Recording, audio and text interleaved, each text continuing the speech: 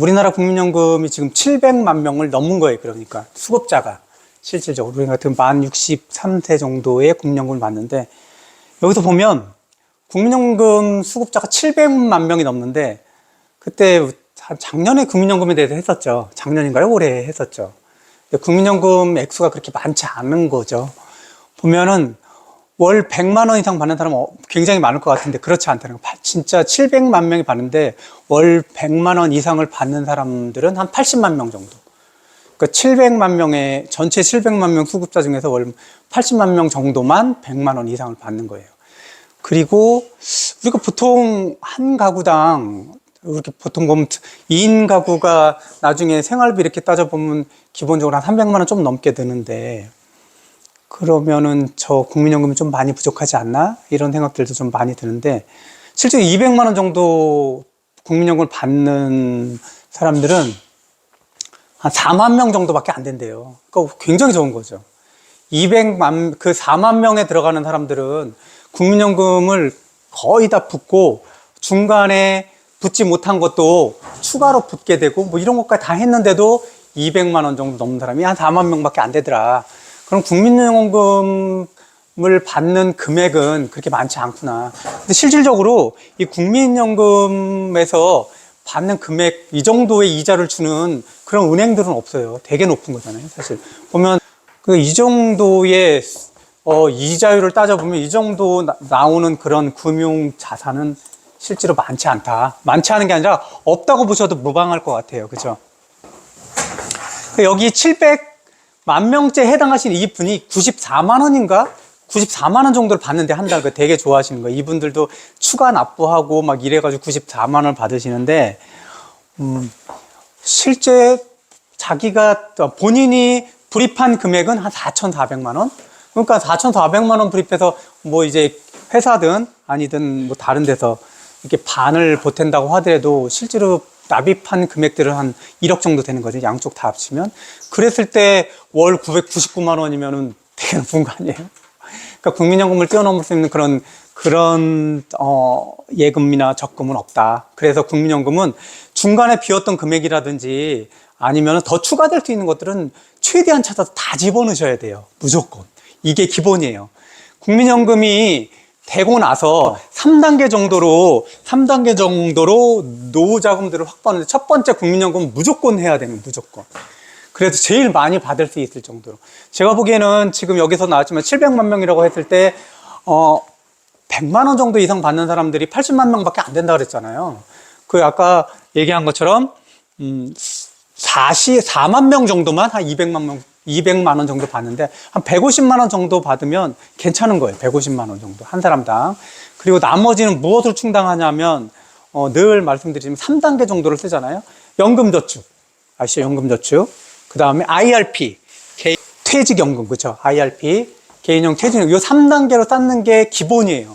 연금저축, 그 다음에 IRP. 국민연금은 무조건 비어있는 것들도 다 찾아서 불입을 하시는 게 유리하다. 연금저축 같은 경우 이것도 많이 해봤는데, 연금저축하고 IRP가 합쳐서 900만 원까지 한 달에 1년에 납입할 수 있잖아요. 납입하는 게 아니라 세금을 혜택받을 수 있는 거죠. 세금도 소득공제가 아니라 세액공제를 받는 거예요. 소득공제보다 세액공제가 훨씬 더 크잖아요. 왜냐하면 세금을 낼 그 금액에서 감면을 해주는 거니까. 실제로 봤을 때 연금저축은 600만 원까지 되고 IRP 합치면 900만 원까지 돼요. 그럼 900만 원에 내 1년 연봉이 5,500만 원 이하다. 5,500만 원 이하다 그러면 16.5%까지 공제를 받을 수 있는 거예요. 그렇죠? 세금 공제를 받는 거예요. 세액 공제를 16.5%. 근데 나는 5,500만 원을 되게 넘는 분들도 많으실 거예요. 5,500만 원 넘는다 그러면 13.2% 정도. 그렇죠? 13.2% 정도. 13%라고 생각하고 16%라고 생각하시면 좀 더 이해하기 쉬우실 거예요. 그럼 그게 돈이 어느 정도 되는데, 그럼 16% 정도 받으면 한 140만 원 정도 환급 받는 거고, 140만 원 좀 넘어요. 그 다음에 16%가 아니라 13.2%다 그랬을 때는 한 118만 원? 이 정도를 환급 받는 거예요. 내가 기본적으로 그거보다 많잖아요. 다 감면해도. 그렇기 때문에 실질적으로 세액공제를 받으면 그 돈이 매년 들어온다고 생각하시면 돼요. 900만 원을 납입하게 되면. 연금저축하고 IRP를 합쳐서 900만 원. 내가 저축을 꼭 해야지라고 하는 것들은 만약에 그 저축을 해서 1년이나 2년이나 3년이나 빠른 시일 내에 찾는다면 사실 연금저축이나 IRP에 넣는 것들은 적합하지 않아요. 근데 그게 아니라 나는 이게 노후자금을 쓰겠다라고 생각하신다면 여기다 집어넣으면 매년 900만 원 집어넣으면 역으로 세액공제로 한 118만 원에서 145만 원 정도를 받을 수 있다는 거. 이 정도 한 13%, 16% 되는 그런 금융상품이 어디 있어요? 무조건 돈이 됐을 때 이거부터 채워라. 단점 뭐냐?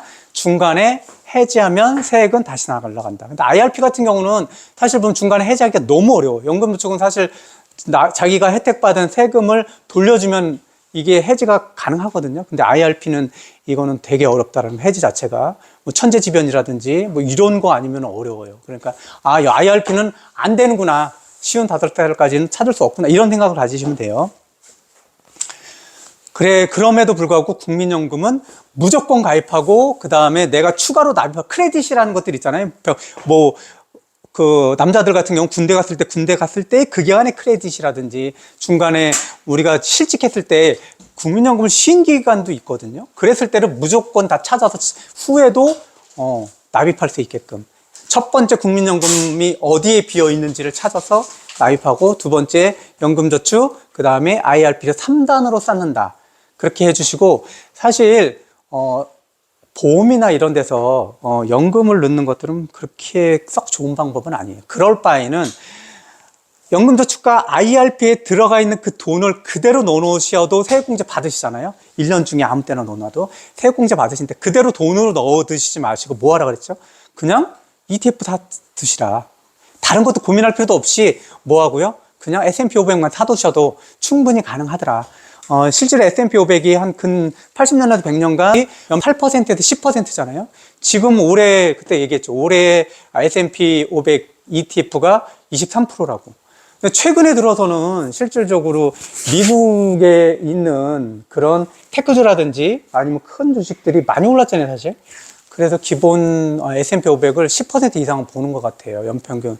이거는 10% 이상이라는 건 뭐냐면 전쟁이 나고 아니면 경제적인 위기가 오고 다 합쳤을 때 평균적으로 10%의 이율이라는 거죠.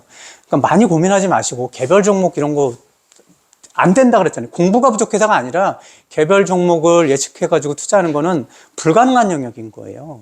누군가 가능해서 거기서 돈 벌고 책 쓰는 사람들도 늘 그렇죠. 한시적으로 열려 있는 거라고.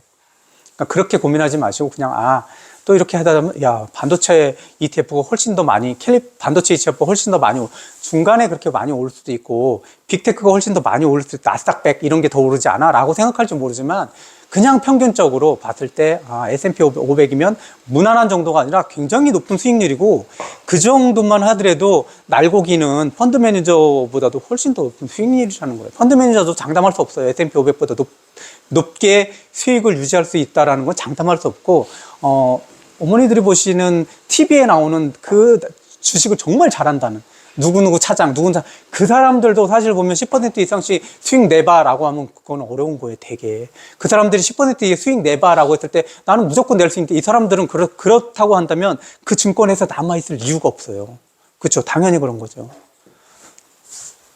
그렇게 정리하시면 된다. 국민연금, 연금저축, IRP 3단으로 쌓는다. 그 다음에 사보험 이런 것들로 연금을 넣는 것들은 그렇게 달가운 방법이 아니다. 연금저축과 IRP에 들어가 있는 것들을 그냥 S&P 500 정도 ETF를 사서 계속해서 거기에 대해서 이게 수익률이 올라가잖아요. 점점 그런 것들. S&P 500 같은 게 미국에서 사면은 막 이런 것들이 있어요. 거기 보면 배당률이 1.6, 1.9 막 이 정도 되게 낮은 것 같잖아요. 왜 배당률이 1.6, 삼성도 한 2.0 되는데, 삼성도 한 2% 정도 되는데, 배당률이. 근데 왜 거기는 미국에서는 S&P 500이 한 1.6, 1.9인가 보면, 왜 그러냐면, 이 S&P 500들의 상승률이 너무 높았어요.